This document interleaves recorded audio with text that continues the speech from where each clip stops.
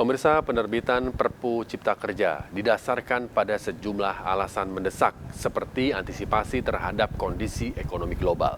Namun sejumlah pihak menilai penerbitan Perpu Ciptaker tidak memenuhi syarat kegentingan atau kedaruratan. Lantas mengapa pemerintah memilih Perpu Cipta Kerja ketimbang memperbaiki Undang-Undang Cipta Kerja?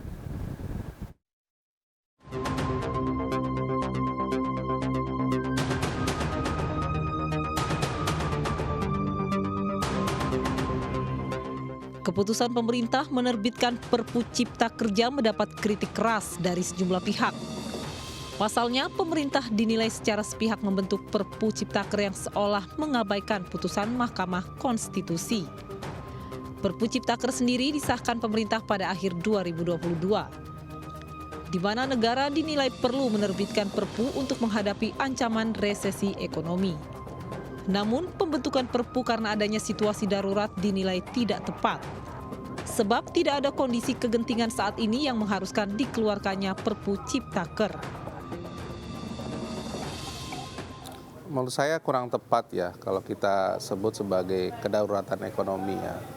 Darurat ekonomi itu kan menunjukkan dalam situasi ekonomi kita yang memburuk dan waktunya cepat begitu ya. Memburuk itu ditandai oleh pertumbuhan ekonomi kita yang negatif dalam 2 kuartal berturut-turut begitu, ataupun tadi katakanlah inflasi yang sangat tinggi sekali ya, dan masyarakat sangat dirasakan sangat sulit sekali begitu ya. Saya kira kalau dari sisi itu belum tepat kita disebut sebagai kondisi darurat ekonomi ya. Nah, karena apa kalau kita lihat di sampai tahun ini kan pertumbuhan ekonomi 2022 ya diperkirakan 5,1 5,2. Menurut saya itu relatif normal dan cukup baik. Pertumbuhan investasi menjadi salah satu alasan kuat pemerintah segera menerbitkan Perpu Cipta Kerja. Diharapkan dengan tumbuhnya investasi maka dapat menciptakan banyak lapangan pekerjaan.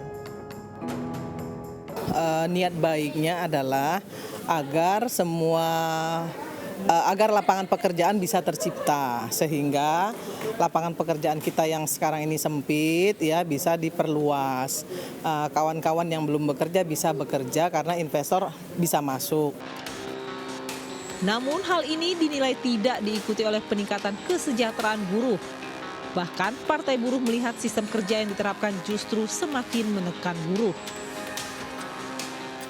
Pemerintah menyatakan ya Perpu ini adalah untuk investasi ya, membuka lapangan pekerjaan ya, yang dimana sekarang ini Indonesia membutuhkan investasi kan yang besar ya.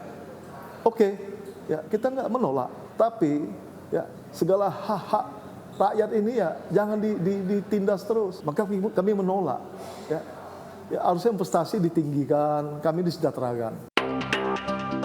Sayangnya saat tim delik bermaksud mengkonfirmasi terkait pasal-pasal dalam Perpu Cipta Kerja yang marak menuai penolakan dari buruh, pihak Sekjen Kemnaker beberapa kali membatalkan jadwal wawancara.